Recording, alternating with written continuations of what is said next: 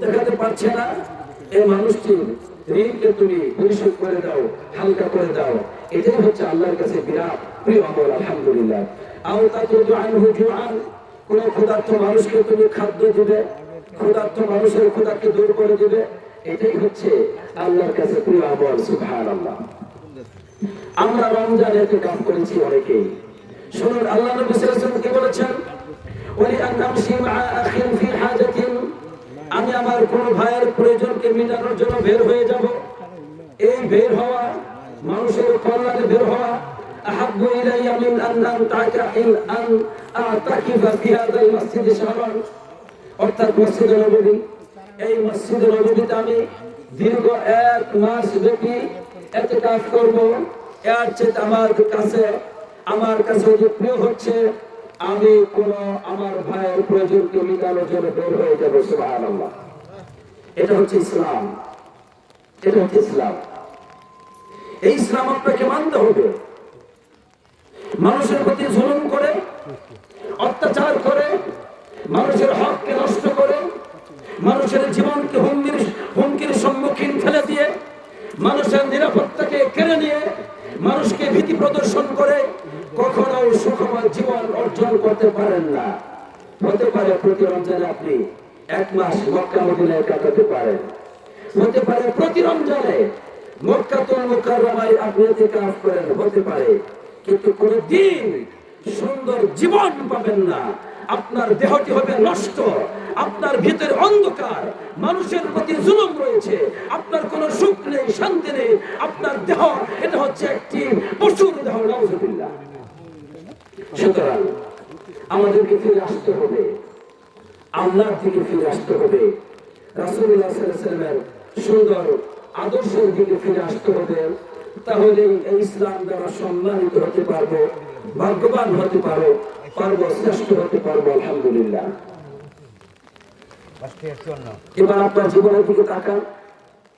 বড় ভাই আপনি বেশি ক্ষমতাশীল, জমি জমা নিয়ম কানুন বেশি বুঝেন, ছোট ভাইকে ঠকিয়েছেন। ছোট ভাইকে বলছি আপনি খুব চালাক, লেখাপড়া শিখেছেন, দলিলপত্র ভালো বুঝেন, বড় ভাইকে ঠকিয়েছেন। কি করে আপনি মনে করেন আপনি সুখী হবেন? কোন পাগল বলেছে আপনাকে? আপনি ক্ষমতাশীল, প্রতিবেশীকে বারবার কষ্ট দেন। কে বলেছে আপনি সুখী মানুষ? আপনার গাড়ি থাকতে পারে, বাড়ি থাকতে পারে, আপনার আরো অনেক কিছু থাকতে পারে। আপনার চাইতে ব্যর্থ, অসুখী, গ্লানিতে পরিপূর্ণ, এক অশান্তিপূর্ণ জীবন আর কারো হতে পারে না। নাউযুবিল্লাহ। আবারও বলছি, ফিরে আসুন আল্লাহর দিকে, ফিরে আসুন রাসূলুল্লাহ সাল্লাল্লাহু আলাইহি ওয়াসাল্লামের আদর্শের দিকে। এবার শুনুন, কিয়ামতের মাঠে আল্লাহ রাব্বুল আলামিন বলবেন, হাদিসটি সহিহ মুসলিমে এসেছে, হে আমার আদম সন্তান, আমি অসুস্থ হয়েছিলাম, আমাকে তুমি সেবা করো নাই, আমাকে দেখতে যাও নাই। বান্দা বলবে, রব্বুল আলামিন, আপনি তো রব্বুল আলামিন, আমি কি আপনাকে দেখতে যাবো, সেবা করবো? আল্লাহ তাআলা বলছেন, আমার আলিম তো, তুমি কি জানো না আমার অমুক বান্দা অসুস্থ হয়েছিল, তুমি তাকে দেখতে যাও নাই? আমার আলিম তা আল্লাহু লাউ উত্তাহু লা ওয়াজাদতানি ইনদাহু, তুমি কি জানো না যদি তার সেবা করতে, যদি তুমি তাকে দেখতে যেতে, তার কাছেই তো আমি আল্লাহকে পেয়ে যেতে। সুবহানাল্লাহ। আল্লাহ তাআলা আরো বলবেন, হে আদম সন্তান, আমি তো ক্ষুধার্ত হয়েছিলাম, তুমি আমাকে খাদ্য দাওনি। তখন বান্দা বলবে, রব্বুল আলামিন, আপনাকে খাদ্য কিভাবে দেব, আপনি রব্বুল আলামিন? আল্লাহ বলবেন, বান্দা তুমি কি জানো না আমার অমুক বান্দা তোমার কাছে খাদ্য চেয়েছিল, তুমি তাকে খাদ্য দাওনি। যদি তুমি তাকে খাদ্য দিতে, লা ওয়াজাদতা যালিকা ইনদি, তাহলে সেই পুরস্কার প্রতিদান আমার কাছে তুমি পেতে। সুবহানাল্লাহ। তাহলে আল্লাহ তাআলা কি বলছেন? অসুস্থ ব্যক্তির সেবা করুন, সেখানে আল্লাহ সন্তুষ্টি আপনি পাবেন। আপনি ক্ষুধার্ত মানুষকে খাদ্য দান করুন, সেই ক্ষুধার্ত মানুষের খাদ্য দানে আপনার রবের সন্তুষ্টি পাবেন, আপনার রবের নৈকট্য হাসিল করতে পারবেন। হাদিসের মধ্যে আরো আসলো, আল্লাহ রাব্বুল আলামিন বলবেন, বান্দা তুমি তো আমাকে পানি পান করাওনি, আমি পানি চেয়েছিলাম। তো বান্দা এটাই বলবে, আপনি রব্বুল আলামিন, কিভাবে এটা সম্ভব? আল্লাহ বলেন, আমার অমুক বান্দা তোমার কাছে পানি চেয়েছিল, তুমি দাওনি। যদি তুমি তাকে পানি পান করাতে, ওয়াজাদতা যালিকা ইনদি, আমার কাছেই তুমি সেটা পেতে। সুবহানাল্লাহ। লক্ষ্য করুন, আপনার কল থেকে আপনার প্রতিবেশী পানি নেন, আপনি এটাকে সমস্যা মনে করেন। অনেক সময় প্রতিবেশীকে পানি নেওয়া থেকে বন্ধ করে দেন। আপনি কিভাবে সুখী হবেন? আপনার ঘরে সব ধরনের সরঞ্জামাদি থাকতে পারে, কিন্তু মানুষকে দুঃখ দিয়ে, মানুষের খেদমত বন্ধ করে দিয়ে আপনি কোনোদিন সুখের চিন্তা করতে পারেন না। আজকের পর থেকে নিষেধ করলাম। আল্লাহ আপনাকে হেফাজত করুক, আমিন। সম্মানিত আমার দিনী বন্ধুগণ, পর্দার আড়ালে আমার প্রিয় মা বোনেরা, লক্ষ্য করুন, নবীদের আদর্শ এটাই ছিল। তারা মানুষকে শুধুমাত্র তাওহীদের দাওয়াত দিয়েছেন যে এক আল্লাহর গোলামি করে এখানে সীমাবদ্ধ থাকেননি। তারা সমাজের খেদমত হাতে নিয়েছিলেন। সমাজের মানুষের দুঃখ যন্ত্রণাকে দূর করার জন্য তারা তাদের জীবন থেকে উৎসর্গ করেছিলেন। যেমন ইউসুফ আলাইহিস সালাম, তাকে যখন রাষ্ট্রনায়ক সেই যুগে তাকে ডাকলো আর তার নিকটবর্তী করলো, ইউসুফ আলাইহিস সালাম বলে দিলেন, ইজআলনি আলা খাযাইনিল আরদ ইন্নী হাফীযুন আলীম। আপনি আমাকে খাদ্যের দায়িত্ব দিন, অর্থাৎ খাদ্যমন্ত্রী হিসাবে আপনি আমাকে গ্রহণ করতে পারেন। আমি এই ব্যাপারে সংরক্ষণকারী, খাদ্যকে সংরক্ষণকারী, এবং আমি আলিম, আমি এই ব্যাপারে জ্ঞান রাখি। আলহামদুলিল্লাহ, তিনি খাদ্যের দায়িত্ব নিলেন যাতে করে সমাজের মানুষের খাদ্য যথাযথভাবে তিনি পৌঁছে দিতে পারেন। সেটাকে সংরক্ষণের মাধ্যমে প্রত্যেকটি মানুষ যেন ক্ষুধার্ত না থাকে, প্রতিটি মানুষ যেন সমাজের খাদ্য পায়, সেই দায়িত্ব ইউসুফ আলাইহিস সালাম গ্রহণ করলেন। সুতরাং মানুষের খাদ্য চাহিদা মেটানো, এটা নবীদের আদর্শ।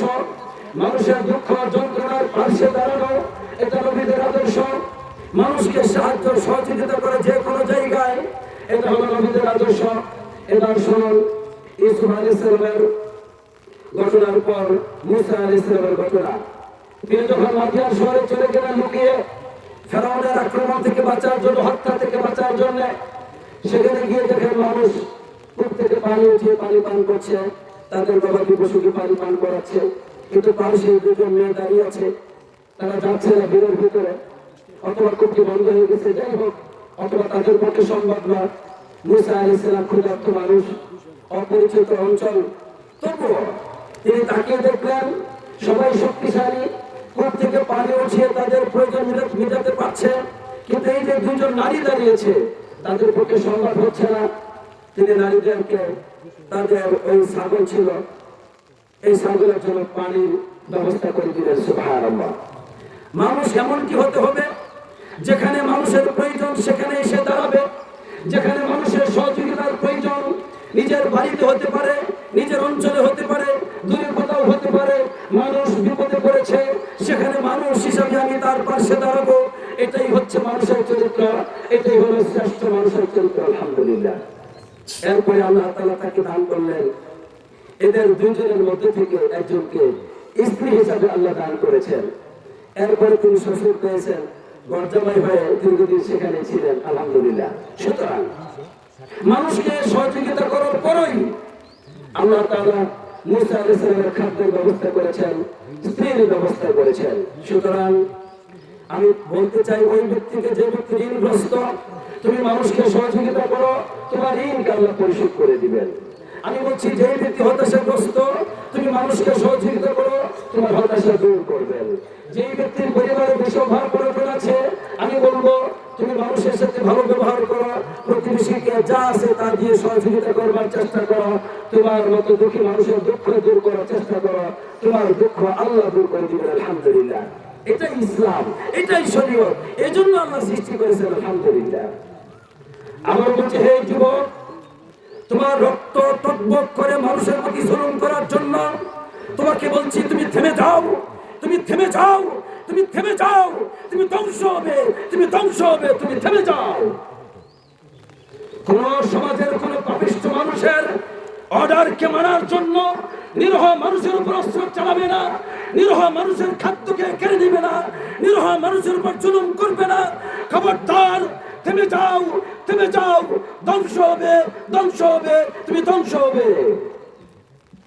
সুতরাং তোমাকে আবার সতর্ক করছি, দুল্লা এলাকায় তোমার জন্য স্পর্ধা না হয়।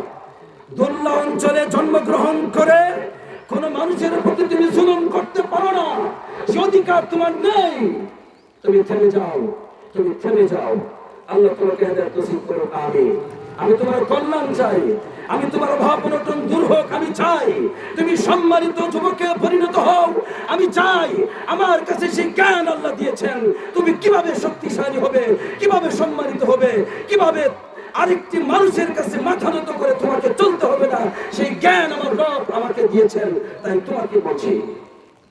সুতরাং আল্লাহ আমাদেরকে বুঝবার তৌফিক দান করুন, আমিন। এবার শুনুন মুহাম্মদ সাল্লাল্লাহু আলাইহি সাল্লামের চরিত্র কি ছিল। তখনও তিনি নবী হন নাই। এরপরে যখন হেরা গুহায় দেখতে পেলেন জিবরীল আলাইহিস সালামকে, এবং সর্বপ্রথম তার ওহী নাযিল হলো। ওহী নাযিল হওয়ার জীবনটি তার কেমন ছিল আরবে। জিবরীল আলাইহিস সালামকে দেখে কিন্তু সন্তুষ্ট হলেন। কোরআনের সেই আয়াতগুলো পড়ে তিনি সেখান থেকে বের হয়ে গেলেন স্ত্রীর কাছে বাড়িতে। বলছেন চাদর দিয়ে আমাকে জড়িয়ে ধরো। তিনি ভীত সন্তুষ্ট হয়ে গেছেন। এবার তিনি এটাই বলছেন, আমি বুঝি ধ্বংস হয়ে গেলাম, আল্লাহ বুঝি আমাকে ধ্বংস করে দিবেন। কিন্তু খাদিজা রাদিয়াল্লাহু তাআলা কি বলছেন, আল্লাহ কখনো হতে পারে না, আপনার মতো যুবককে আল্লাহ ধ্বংস করতে পারেন না। আল্লাহু মা ইউযিক আল্লাহু আবাদান, আল্লাহ আপনাকে কখনো অপমানিত লাঞ্ছিত করবেন না। কারণ খাদিজা রাদিয়াল্লাহু তাআলা যা দেখেছেন সেটাই বলছেন, কারণ ইন্নাকা লা তাসিলুর রহিম, তুমি আত্মীয়তার সম্পর্ক বজায় রাখো। ওয়াতাহমিলুল কাল, মানুষের বোঝাকে নিজের মাথায় বহন করো। ওয়াতাকসিবুল মা'দুম, এবং যাদের কোনো কিছু নেই, বিশ্ব বঞ্চিত মানুষ, তাদের জন্য তুমি অর্জন করো। ওয়াতাকরিমুল যায়ফ, তুমি মেহমানদারি করো। ওয়াতুঈনু আলা নাওয়াইবিল হক, আর তুমি তো সত্যের পথের মানুষকে সাহায্য করো। সুবহানাল্লাহ। এটা একজন স্ত্রী সাক্ষ্য দিচ্ছে। আমার স্ত্রী আপনার স্ত্রীকে সাক্ষ্য দিবে, তুমি তো মানুষের খাদ্য কেড়ে নাও, তুমি তো সবর করো না, তুমি তো মানুষের উপর আক্রমণ করো, তুমি তো ছোটদেরকে ঠকানোর চেষ্টা করো, ইত্যাদি ইত্যাদি। সুতরাং আমাকে আপনাকে ভালো মানুষ হতে হবে, ভালো মানুষ হতে হবে। একদিক থেকে আল্লাহর ইবাদত করবো, গোলামি করবো, আর অপর দিকে মানুষের সেবা করবো, সেবা করবো। আজকে যাদেরকে আল্লাহ সুবহানাহু ওয়া তাআলা সমাজে সম্মান দান করেছেন, আপনারা চাইলে মানুষের অনেক বিপদ মুসিবতে তাদের পাশে দাঁড়াতে পারেন। এতে কি হবে? আল্লাহ নবী সাল্লাল্লাহু আলাইহি ওয়াসাল্লাম বলেছেন, আলা উখবিরুকুম বিআফদালি মিন দাওয়াতিস সিয়ামি ওয়াস সালাতি ওয়াস সাদাকা, আমি কি তোমাদেরকে সংবাদ দিব না এমন একটি আমল সম্পর্কে, যে আমল সিয়ামের চাইতে উত্তম, সালাতের চাইতে উত্তম, সাদকার চাইতে উত্তম। তবে এগুলো নফল, নফল সিয়াম, সাদকা এবং সালাত। ক্বালু বালা ইয়া রাসূলুল্লাহ, অবশ্যই বললেন। তিনি বললেন, ইসলাহু যাতিল বাইন, এই যে মানুষের মাঝে মীমাংসা করা। সুবহানাল্লাহ। তাহলে দুই ব্যক্তির মাঝে দ্বন্দ্ব লেগেছে, আপনাকে আল্লাহ তাআলা সম্মান দিয়েছেন, আপনি চাইলে পারেন তাদের মাঝে সমাধান করতে। এটা ওই যে সারা রাত নফল সালাত আদায় করবেন, দিনের বেলা রোজা রাখবেন, আর সারাদিন সদকা করবেন, তার চাইতে অধিক উত্তম দুই ব্যক্তির মাঝে সমস্যা দূর করে শান্তি প্রতিষ্ঠা করা। সুবহানাল্লাহ। এবার লক্ষ্য করুন ইসলাম কোথায়। আল্লাহু আকবার। আল্লাহ নবী সাল্লাল্লাহু আলাইহি ওয়াসাল্লাম বলেছেন যে ঈমানের অনেকগুলো শাখা আছে, তার মধ্যে ওয়াজনাহা ইমাতাতুল আযানিত তরিক, এই যে রাস্তা থেকে কষ্টদায়ক বস্তু দূর করা, এটা হচ্ছে ঈমানের পরিচয়। আলহামদুলিল্লাহ। তাহলে আজকে আমাদের বাড়ির পাশে রাস্তাগুলোর অবস্থা কি? আপনি একটা পাইপ দিয়ে রাস্তা সেখানে যদি একটু ড্রেন করে দেন, একটা পাইপ দিয়ে দেন, মাত্র হয়তো 1000 টাকা লাগতে পারে, 500 টাকা লাগতে পারে, রাস্তাটা সুন্দর হয়ে যায়। কিন্তু আপনি করেন না কোনোদিন। কত মানুষ পথচারী, তারা কষ্ট পাচ্ছে, তাদের গাড়ি নষ্ট হচ্ছে, তাদের কাপড় চোপড় নষ্ট হচ্ছে। আপনার বাড়ির পাশে আপনি দেখেন, হ্যাঁ আপনি নামাজ পড়েন, আপনার নামাজ আপনাকে কি শিখিয়েছে? এগুলো এই যে মানুষের কষ্ট থেকে মানুষকে শান্তি দেয় না, এগুলো শিখিয়েছে আপনার নামাজ। আর সালাত কথা আল্লাহ কাহাদা, সালাত তোমাকে এগুলো শিখিয়েছে। তাই আমি আজকে আপনাদেরকে বলছি, যদি ইমানদার হয়ে থাকেন, যদি আপনি মনে করেন কোরআনের প্রতি আপনার বিশ্বাস আছে, নবী করিম সাল্লাল্লাহু আলাইহি ওয়াসাল্লামের প্রতি আপনার বিশ্বাস আছে, সত্যি আপনি জান্নাতে যেতে চান, আল্লাহর দোহাই লাগে আজকে আমি আপনাদের একটা দায়িত্ব দিয়েছি, আসুন আমরা প্রত্যেকেই আমাদের বাড়ির সামনে যে রাস্তাগুলো আছে এই রাস্তাগুলো আমরা নিজেরা ঠিক করে নিব, মাটি দিয়ে সেটা ভরাট করব, সমান করে দিব, যাতে করে বৃষ্টিতে সেখানে পানি না বাজে, মানুষের যাতে করে কষ্ট না হয়। আজকে যদি আমরা প্রত্যেকে ইমানদার হতাম তাহলে চেয়ারম্যান মেম্বার কখন রাস্তা বানাবে, সিটি কর্পোরেশন কখন রাস্তা বানাবে, এগুলোর আশা আমরা বসে থাকতাম না। আমরা প্রত্যেকে দায়িত্বশীল, আমি দায়িত্বশীল, আপনি আপনার দায়িত্ব পালন করুন, আপনি আপনার জান্নাতের পথকে আপনি সুগম করুন। আলহামদুলিল্লাহ আমরা আমাদের প্রত্যেকের বাড়ির সামনের রাস্তাটুকু যদি ঠিক করে ফেলি আলহামদুলিল্লাহ তাহলে আমাদের রাস্তা ঠিক হয়ে যাবে। রাজি আছি তো আমরা ইনশাআল্লাহ? আজকে থেকে সে হাত দিব, আমরা রাজি আছি ইনশাআল্লাহ। আমরা প্রত্যেকেই আমাদের বাড়ির সামনে যে রাস্তাগুলো আছে সেগুলো আমরা ঠিক করবো ইনশাআল্লাহ, রাজি তো? এরপর আমরা আরো অন্যান্য জায়গাগুলো ঠিক করবো যদি সম্ভব হয়। আমি জানি না আল্লাহ যদি তৌফিক দান করেন, যদি সম্ভব হয় চেচো বাজার পর্যন্ত আমরা এই রাস্তাটা ঠিক করতে চাই, আল্লাহ যেন সেই তৌফিক দান করেন। মানুষের দীর্ঘ বছরের দুর্ভোগ, এই যে বর্ষাকালে কত গাড়ি উঠে যাচ্ছে, কত কি সমস্যা হচ্ছে চেচো বাজার থেকে এই যে রাস্তাটুকু, কি অবস্থা।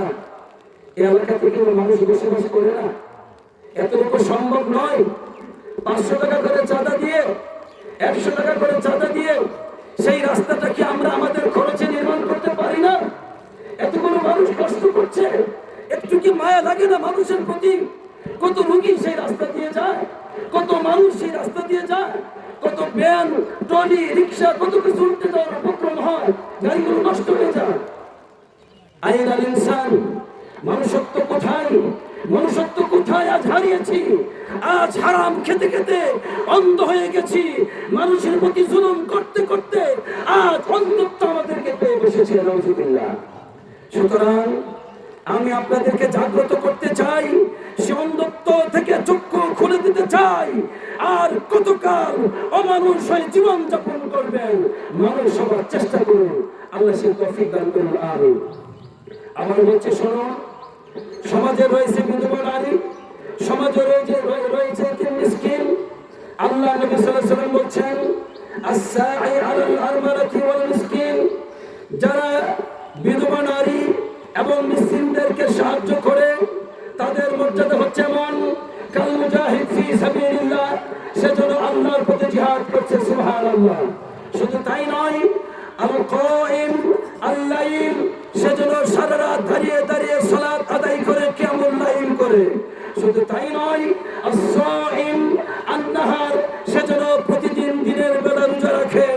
এইরকম একজন মুজাহিদ, এইরকম সিয়াম পালনকারী, কিয়ামুল লাইল পালনকারী একজন ব্যক্তি হচ্ছে যে নাকি সমাজের মিসকিনদের পার্শ্বে দাঁড়ায়, বিধবা নারীদের পার্শ্বে দাঁড়ায়। সুবহানাল্লাহ। সুতরাং আমি আলোচনা শেষ দিকে ফিরে যাচ্ছি। আমি বিশ্বাস করি, আমি আলোচনা শেষ দিকে ফিরে যাচ্ছি। আমি আর কয়েকটি উদাহরণ দিয়েই আমি আজকে আলোচনা শেষ করতে চাই। তার আগে একটা বিষয় বলতে চাই, আমি আপনাদেরকে ভালোবাসি আলহামদুলিল্লাহ। আজকের এই খুতবাটি বাংলাদেশের বিভিন্ন জায়গাতে আমি দিতে পারতাম, কোন জায়গাতে বিভিন্ন জায়গা থেকে আমাকে চেয়েছে। আমি সব বাদ দিয়ে আমার এই মনের আবেগ, আমার ভালোবাসা, আমার কথাগুলো, আমার এই শিক্ষার সবচেয়ে বড় হকদার মনে করি আপনারা আলহামদুলিল্লাহ। তাই আপনাদের কাছে খুতবাটি দিচ্ছি, তাই একটু ধৈর্য ধারণ করুন। আমি এখন প্রাণীদের ব্যাপারে কথা বলবো, যে শুধু মানুষের খেদমতের জন্য আপনার সৃষ্টি হয়নি। আপনার চারপাশে অসংখ্য প্রাণীরা আছে, তাদের খাদ্যের চিন্তা আপনাকে করতে হবে। তাদের প্রতি আপনি জুলুম করতে পারেন না, কারণ তারাও আপনার মতো সামাজিক জীব। আল্লাহ নবী সাল্লাল্লাহু আলাইহি ওয়াসাল্লাম কি বলছেন? হাদিসে সহিহ মুসলিম আছে, লা ইয়াকুল মুসলিমু গারসান, একজন মুসলমান যখন কোনো বৃক্ষরোপণ করে, ফলদার কোনো বৃক্ষরোপণ করে, আর সেখান থেকে ইনসান, সেখান থেকে মানুষ খায়, ওলা দাব্বা চতুষ্প জন্তুরাও খায়, ওলা তয়রা পশু পাখিরাও খায়। এতে কি লাভ? এতে কি লাভ? ইল্লা কানা লাহু সাদাকাতান ইলা ইয়াউমিল কিয়ামা, কিয়ামত দিবস পর্যন্ত এটা তার জন্য সদকা হিসেবে আল্লাহ কবুল করে। সুবহানাল্লাহ। সুতরাং বৃক্ষরোপণ করুন, শুধু নিজের খাবার জন্য নয়, মানুষ খাবে, পশু পাখি খাবে, এমন মানুষ হওয়া দরকার। আপনি মানুষ, আপনার শ্রেষ্ঠত্ব কোথায়? প্রাণীদের মাঝে, বন্য ওইসব প্রাণীদের মাঝে আপনার মাঝে পার্থক্য কোথায়? বন্য প্রাণী সে জ্ঞান শূন্য, তাই ক্ষুধার্ত অবস্থা নিজের সন্তান গুলো পর্যন্ত খেয়ে ফেলে, সে তার মা বাবার উপর আক্রমণ করে, তার কাছে কোনো পরিচয় নেই। আপনি মানুষ, আপনি কিভাবে আপনার মা বাবার উপর আক্রমণ করে? আপনি মানুষ, কোন মনুষ্যত্বের কারণে মায়ের পেটের ভাইয়ের উপর জুলুম করে, মায়ের পেটের বোনের উপর জুলুম করে? কোন মনুষ্যত্বের কারণে? আপনি কি জানেন আপনি মানুষ নাকি বন্য প্রাণী? যদি আজকে আলোচনা শোনার পর আপনার ভিতর কোনো জুলুম থেকে আপনজনদের, সেটা থেকে মুক্তি নেবেন, সেটা থেকে মুক্ত হবেন। প্রতিবেশীর প্রতি যদি কোনো জুলুম করে থাকেন, মুক্ত হবেন। অন্যথায় এই সুন্দর সমাজে বসবাস করার অধিকার আপনার নেই। আপনি চলে যান, বনে চলে যান, ওইসব প্রাণীদের সাথে, ওইসব হিংস্র প্রাণীদের সাথে আপনি বসবাস করুন। এই সমাজে বসবাস করার অধিকার আপনার নেই। নাউযুবিল্লাহ।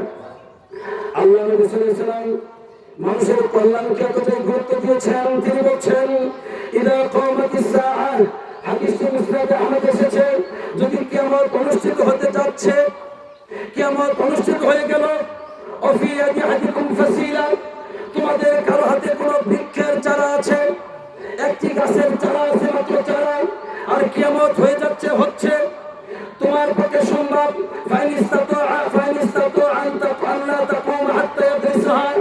তোমার পক্ষে যদি সম্ভব হয়, এতটুকু সময় যদি পাও যে কিয়ামত হওয়ার আগে তুমি বৃক্ষটি রোপণ করতে সক্ষম হচ্ছ, তাহলে তুমি তাই করো।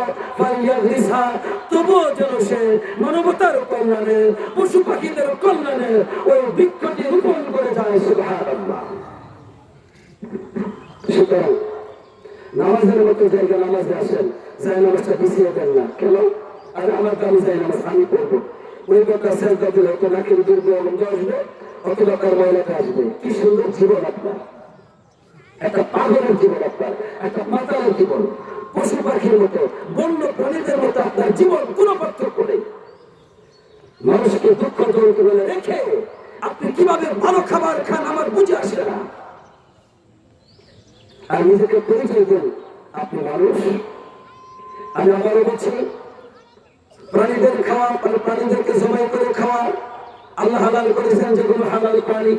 তবে তিনি বলেছেন ইন্নাল্লাহা কাতাবাল ইহসান আলা কুল্লি শাই, নবী করিম সাল্লাল্লাহু আলাইহি ওয়াসাল্লাম বলেন আল্লাহ তাআলা সকল কিছুর উপরে ইহসান লিখে দিয়েছেন। ফাইদা কাতালতুম ফাহসিনুল কিতলা, যখন হত্যা করে সুন্দরভাবে হত্যা করা। ওয়াইদা যাবাহতুম ফাহসিনুল যিবহা, যদি তুমি কোনো কিছু জবাই করো তাহলে কি করো? উত্তম ভাবে জবাই করো। এর মানে ওয়ালিউহিদ্দা আহাদুকুম শাফরাতাহু ওয়ালিউহিদ্দা বিহাতাহু, সেজন্য তার ওই চাকুটা, অস্ত্রটা ভালোভাবে পার করিয়ে নেয়, যাতে করে আরামে ওই প্রাণীকে জবাই করে। অনেক কসাইকে দেখেছি আমাদের বাংলাদেশের প্রত্যেকটা ঘরে আছে, ওই গত বছরের চাকু এবার ওইটা দিয়ে জবাই করে। বাজারে গেলে 50 টাকা লাগবে, 100 টাকা লাগতে পারে, দাঁড় জেনে দিবে না, ওটা দিয়েই তার সব কিছু জবাই করবে। কত জালিম কোথাকার, জালিম কোথাকার, ইহসান নাই, জালিম তুমি। 100 টাকার জন্য প্রাণীদের প্রতি জুলুম করে, জালিম কোথাকার তুমি, জালিম। ফিরে আসুন, আবার বলছি ফিরে আসুন, মানুষের প্রতি জুলুম করাকে বন্ধ করুন, মানুষের প্রতি জুলুম করাকে বন্ধ করুন, মানুষ হয়ে জীবনযাপন করবার চেষ্টা করুন। এটাই হচ্ছে প্রকৃত জীবন। আল্লাহ নবী সাল্লাল্লাহু আলাইহি ওয়াসাল্লাম বলেছেন উযিবাত ইমরাতুন ফি হিররাতিন, একটি নারী একটি বিড়ালের কারণে জাহান্নামের আযাব পেয়েছে। লাম তুতইহা ওয়া লাম তাসকিহা, ওই বিড়ালকে খাদ্য দিত না, পানি পান করতে দিত না। ওয়া লাম তাতরুকহা তাকুলু মিন খাশাশিল আরদ, ওই পানি সে জমির কীট পতঙ্গ থেকে খাবে, জমির কীট পতঙ্গ থেকে খাবে, এই সুযোগ তাকে দেওয়া হয়নি। এই জুলুম একটি বিড়ালের উপর জুলুম করার কারণে এই নারীকে আল্লাহ তাআলা জাহান্নামের শাস্তি দিয়েছেন, বলি নাউযুবিল্লাহ। সুতরাং প্রতিটি সন্তানকে বলছি, তোমার মায়ের মর্যাদা কি বিড়ালের চাইতে বড় নয়? প্রতিটি সন্তানকে বলছি, তোমার বাবার মর্যাদা কি বিড়ালের চাইতে বড় নয়? তোমার মা বাবার মর্যাদা আল্লাহর কাছে কি তোমার ঘরের বিড়ালের চাইতে বড় নয়? তোমার ভাই বোনদের মর্যাদা কি তোমার বাড়ির বিড়ালের চাইতে বড় নয় আল্লাহর কাছে? সুতরাং মা বাবার প্রতি জুলুমকে বন্ধ করো, ভাই বোনদের প্রতি জুলুমকে বন্ধ করো। তোমার প্রতিবেশীর মর্যাদা গুরুত্ব আল্লাহর কাছে কি বিড়ালের চাইতে বড় নয়? অবশ্যই বড়। সুতরাং প্রতিবেশীর প্রতি জুলুমকে বন্ধ করো। একদিক জমি কি হবে? তুমি তো মারাই যাবে। এই বেটা তোমাকে বলছি, এক হাত জমি, একদিক জমি, এক ফুট জমি, এটার জন্য তুমি জুলুম করছো। মনে রাখবে, এই জমি চিরকাল তোমার জন্য থাকবে না। আজকে হয়তো পশুত্বের চরিত্রের অন্ধকারের সেই কালো কলবের কারণে, কালিমায় পরিপূর্ণ আত্মার কারণে, অপবিত্র কুচ্ছিত একটি আত্মার কারণে প্রতিবেশীর জমিকে দখল করছো। এখানে তুমিও থাকতে পারবে না। তোমার সন্তানরাও পরস্পর মারামারি করে, কাটাকাটি করে এক সময় এই জমি এই বংশধরদের কাছে বিক্রি করবে, যাদেরকে তুমি ঠকিয়েছ, যাদেরকে তুমি ঠকিয়েছ। শুধুমাত্র কাল পরিক্রমার অপেক্ষামান, সময়ের অপেক্ষা, তুমি দেখতে পাবে না। এই জমি তোমার বংশধর তাদের হাতে ফিরিয়ে দেবে। এটাই আল্লাহর ইচ্ছা, এটাই আল্লাহর ক্ষমতা। এভাবেই তিনি পৃথিবী পরিচালনা করেন। তোমার লাভ কি? শুধু পাপকে নিজের মাথায় বহন করে কবরে যাবে। শুধু পাপকে, জুলুমকে, অন্ধকারকে নিজের মাথায় বহন করে কবরে যাবে। সেটাই তোমার কাজ, এটাই তোমার প্রাপ্য, আর কিছুই না। সুতরাং আমি পরিশেষে বলতে চাই, আসুন আমরা আল্লাহর গোলামি করি, মানুষের সেবা করি, প্রাণীদের সেবা করি, সুন্দর মানুষ হয়ে এই দেহটাকে সাজাই। আল্লাহ তৌফিক দান করে। আমিন। প্রকৃত দেহ, প্রকৃত সুখময় জীবন সেটাই যেই মানুষ অন্যের জন্য বেঁচে থাকে। প্রকৃত শ্রেষ্ঠ পুরুষ সেটাই যে শুধু নিজের খাদ্যের চিন্তা করে না, অনাহার কৃষ্ট ক্ষুধার্ত মানুষের খাদ্যের চিন্তা করে। এই যুবক হচ্ছে শ্রেষ্ঠ যুবক। ওই যুবক কখনো শ্রেষ্ঠ যুবক হতে পারে না, সেই মুসলমান কখনো শ্রেষ্ঠ মুসলমান হতে পারে না যে ইনকাম করে শুধু নিজের জন্য, যে বেঁচে আছে শুধু নিজের জন্য, তার জীবনকে ব্যয় করছে শুধু নিজের চাহিদা পূরণের জন্য। সে কখনো শ্রেষ্ঠ মানুষ হতে পারে না। তাই নবী করিম সাল্লাল্লাহু আলাইহি ওয়াসাল্লামের হাদিসটি আমি আবারও স্মরণ করে দিচ্ছি। আল্লাহর কাছে সবচেয়ে প্রিয় মানুষ সেই মানুষ আনফাউহুম লিন-নাস, যে মানুষের কল্যাণ করে। আল্লাহর কাছে সবচেয়ে প্রিয় আমল সেটাই যে মানুষের অন্তরে আনন্দ প্রবেশ করায়। আল্লাহর কাছে সবচেয়ে প্রিয় আমল সেটাই যে মানুষের ঋণকে পরিশোধ করে, যে মানুষের ক্ষুধাকে দূরীভূত করে। সুতরাং আমরা কেমন মানুষ হতে রাজি আছি? আমরা ইনশাআল্লাহ। আল্লাহ তুমি তৌফিক দান করো। আমিন। এভাবেই 201 নং ইউনিয়নকে আমরা সাজাতে চাই। আমরা এভাবে আমাদের সমাজকে সাজাতে চাই। আজকে প্রত্যেক বাড়ি বাড়ি বিল্ডিং হয়েছে, টিনের ঘরগুলো ছাদে পরিণত হয়েছে, সোনার ঘরগুলো আজকে এলাকা থেকে উধাও হয়ে গেছে।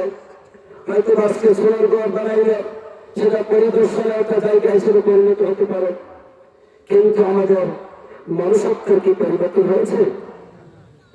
আপনার চরিত্রের কি কোনো পরিবর্তন হয়েছে? কি লাভ এই দালান কোঠা দিয়ে? কি লাভ এই বিল্ডিং দিয়ে?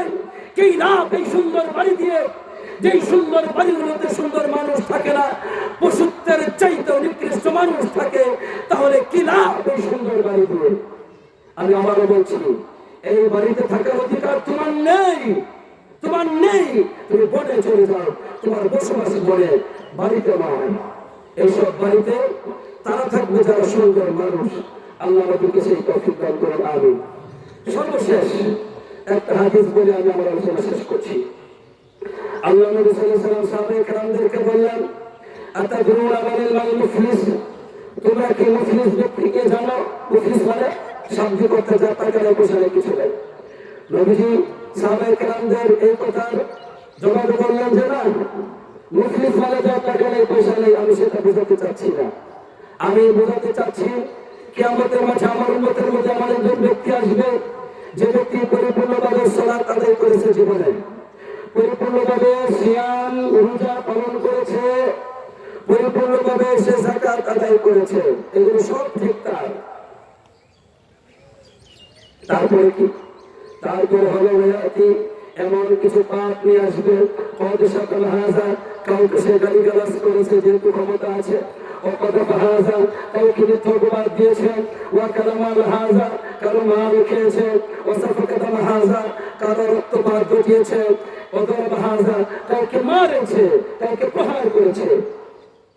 এই সমস্ত পাপ নিয়ে আসবে, সমস্ত পাওনাদাররা আসবে। তখন সেদিন টাকা নেই পয়সা নেই কিছু নেই, কি পরিশোধ করবে?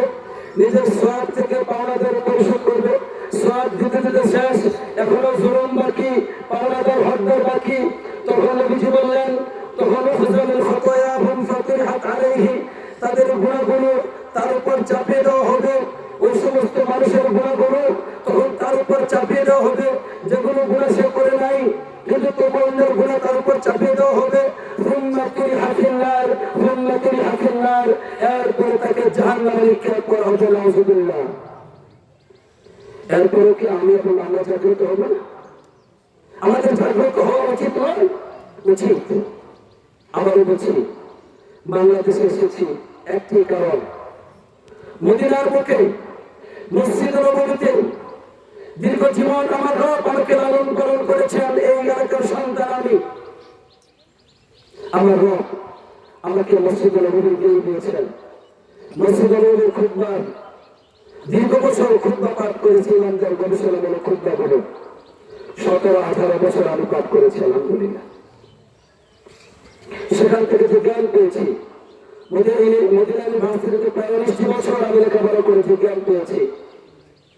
সেই জ্ঞানের হকদার আমি মনে করি আমার এলাকাবাসী আলহামদুলিল্লাহ। যার জন্য আমার স্বপ্ন ছিল লেখাপড়া শেষ করার পর একদিন মদিনাতে থাকবো না। আমার চাচা যখন হজে গেলেন, চেয়ারম্যান চাচা আমাকে বললেন, বাবা কি করবে জীবনে, স্বপ্ন কি? আমি বললাম, আমি চাচা ইনশাআল্লাহ লেখাপড়া শেষ করে গ্রামে চলে যাবো, দেশে চলে যাবো। আমাকে প্রায় আধা ঘন্টা বুঝিয়েছেন, বাবা একটা বছর আমার মানবে, তুমি কোনোদিন বাংলাদেশে যেও না, এলাকাতে তো যাওয়াই যাবে না, বাংলাদেশে যেও না। তোমার মান সম্মান ইজ্জত এলাকাবাসী বুঝবে না, আমাদের দেশের মানুষ তোমার মধ্যে তো বুঝবে না। তোমাকে আল্লাহ এখানে রেখেছেন, তুমি থেকে যাও। আমাকে এই কথা তিনি আধা ঘন্টার মতো বাবা করে বুঝিয়েছেন যে এই কাজটা তুমি করবে না। কিন্তু আমি তারপরে শুধু শুধু চাচা না, অসংখ্য আইন অফিসার, পুলিশ অফিসার, অসংখ্য এমপি মন্ত্রী তারা পর্যন্ত বলেছেন, আলেম ওলামা আপনি এখানে থেকে যান, দেশে যাওয়ার দরকার নেই। তাহলে কেন আসলাম? আমি আপনাদের কাছে সম্মান পাওয়ার জন্য আসলে আল্লাহর কসম, আল্লাহকে সাক্ষী রেখে বলছি, আমার সাথে দুজন ফেরেশতা আছে তাদেরকে সাক্ষী রেখে বলছি, আমি জীবনে একটা সালাম আপনাদের কাছ থেকে চাই না। তবে আমি যা চাই, আমাকে যে জ্ঞান আল্লাহ দিয়েছেন সেই জ্ঞানের আমানতকে আমি আপনাদের কাছে পৌঁছে দিতে চাই। আল্লাহ সব কিছুর জন্য আল্লাহ তুমি কবুল করো, আমিন। আমার শিক্ষাকে আপনাদের মাঝে, আপনাদের সন্তানদের মাঝে বিতরণ করার জন্যই ইসলামিক দাওয়া সেন্টার, যার মাধ্যমে সমাজের বুড়ো মানুষরা শিখবে, সমাজের বুড়ো মহিলারা শিখবে, সমাজের যুবক যুবতীরা শিখবে, সকল শ্রেণীর মানুষেরা এখান থেকে শিক্ষা পাবে। বাংলাদেশের স্কলারগণ এখানে আসবেন, তারা ইনশাআল্লাহ আপনাদের সন্তানদের কাছে জ্ঞান বিতরণ করবেন। এভাবে আমি আপনাদের পাশে আছি ইনশাআল্লাহ। আপনারা আমাদের সাথে আছেন তো ইনশাআল্লাহ? আগামীকাল ইসলাম সেন্টার উদ্বোধন হবে সকাল 9 ঘটিকায় ইনশাআল্লাহ। আপনারা আসবেন, সবার দাওয়াত, মহিলা পুরুষ সবার। আল্লাহ যেন আসার তৌফিক দান করুন। আমি আমাদের চেয়ারম্যান যেটা আছেন আমাদের সাথে, তিনি সভাপতির দায়িত্ব পালন করবেন। আপনারা সবাই আসবেন, আল্লাহ তৌফিক দান করুন, আমিন। আর আগামীতে ইনশাআল্লাহ নামাজের টাইম আমরা ইনশাআল্লাহ 8টায় কুরবানি কুরবানি আটটা। আচ্ছা আগামী ঈদে কুরবানি আমরা আটটায় করবো ইনশাআল্লাহ, কুরবানি আটটা ইনশাআল্লাহ। 8:30 রমজানের 8:30 রমজান পরে আরো আগে আনতে হবে, রমজান সুন্নতের বিপরীত আজকে যেটা করেছি আমরা। তো আমরা ইনশাআল্লাহ কুরবানিটা আটটায় করবো ইনশাআল্লাহ।